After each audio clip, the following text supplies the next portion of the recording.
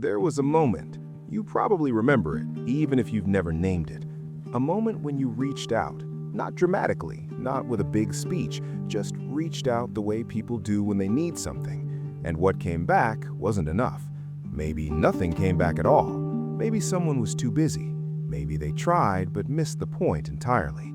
Maybe they made it about themselves before you finished explaining what was wrong. And something in you registered that, filed it quietly away, and without making a conscious decision, you started handling things alone. You stopped asking, not out of pride, not out of stubbornness, out of something that felt, at the time, very much like protecting yourself. And once you stopped, it became so normal that you forgot you'd ever done it differently. You forgot there was ever a version of you that expected to be helped, that thought asking was safe, that believed someone would actually show up. This is the psychology of people who stop asking for help, and it is one of the loneliest patterns a person can carry because it is completely invisible to everyone around them. Nobody decides to stop asking. That is the first thing to understand.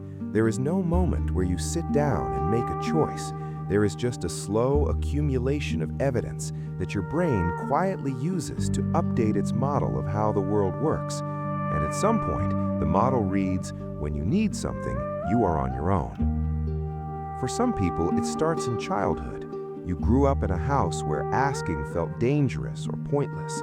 Maybe the adults were too overwhelmed with their own problems to have space for yours. Maybe you learned that expressing a need led to conflict, dismissal, or that particular kind of silence that felt worse than a direct no. Maybe you had a parent who wasn't emotionally available, not cruel, just absent in the ways that mattered, and you learned early that certain needs simply didn't get met, so you stopped having them, or you started pretending you didn't. For others, it happens later, a friendship where you showed up for every crisis and then discovered when your own arrived that the phone went quiet. A relationship where you were vulnerable and it was used against you later. A time you asked for help at work and it got twisted into a weakness that followed you. A moment where you needed someone to just be present and instead got advice, minimization, or a pivot to their own problems before you were done speaking.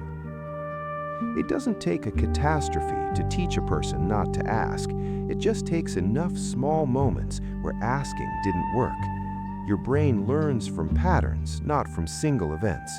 And after enough patterns, it draws a conclusion. The conclusion isn't dramatic, it's just quiet. Asking isn't safe. Handle it yourself. And you did. You got very, very good at handling it yourself. From the outside, people who have stopped asking for help often look like the most capable people in the room. They are the ones who figure things out, who don't complain, who seem to manage everything with a particular kind of quiet efficiency that other people admire and sometimes envy.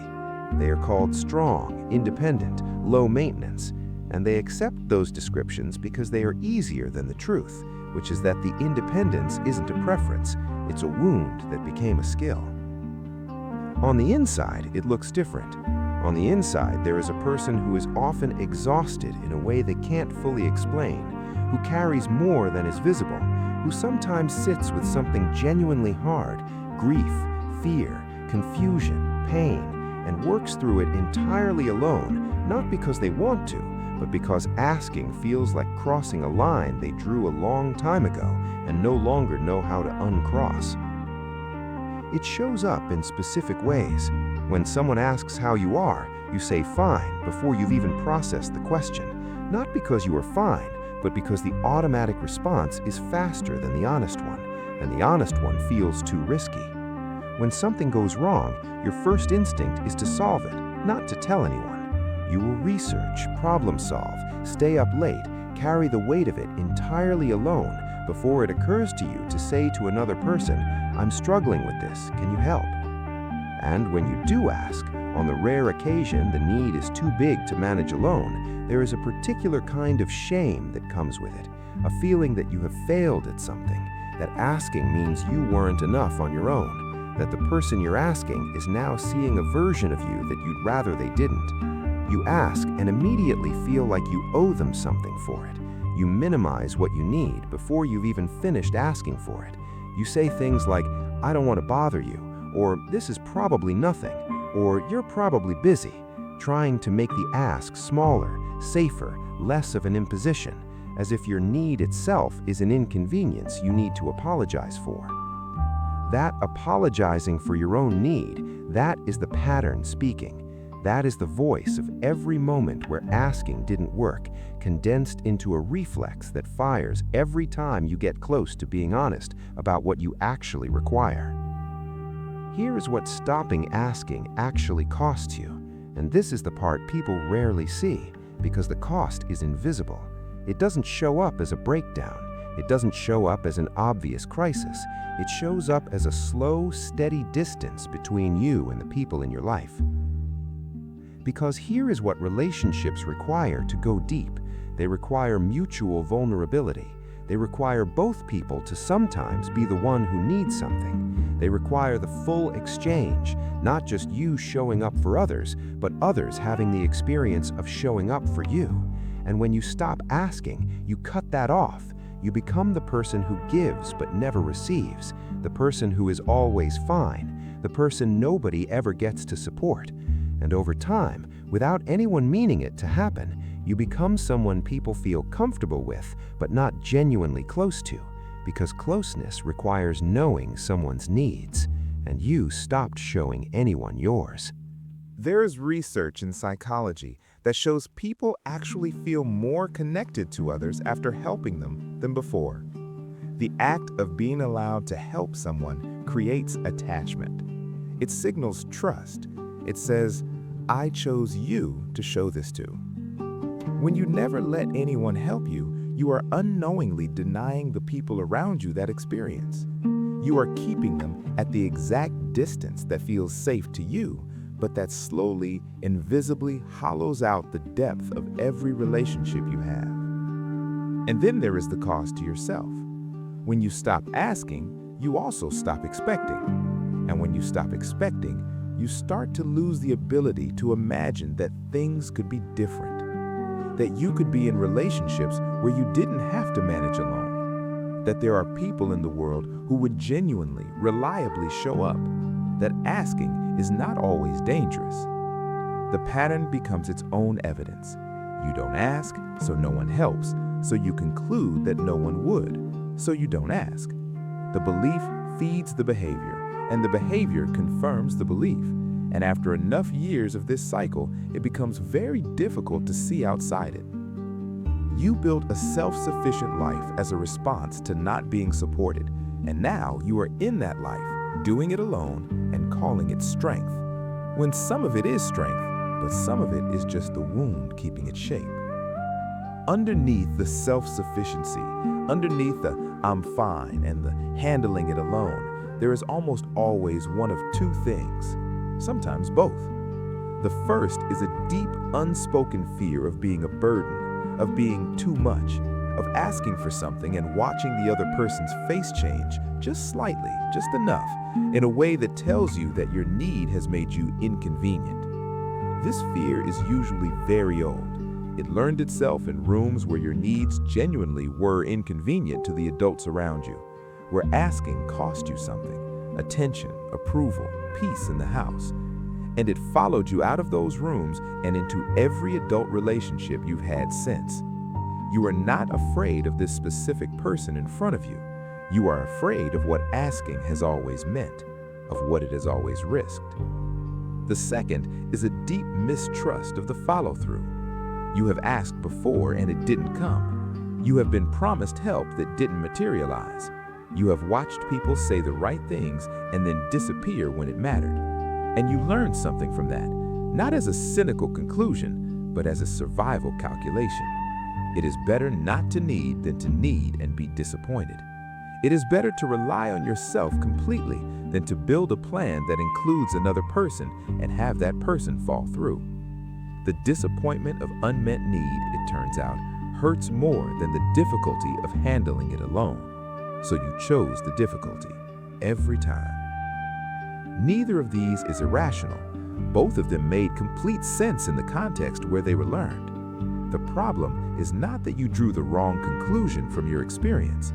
The problem is that the conclusion you drew in one context is now running as a universal rule in every context.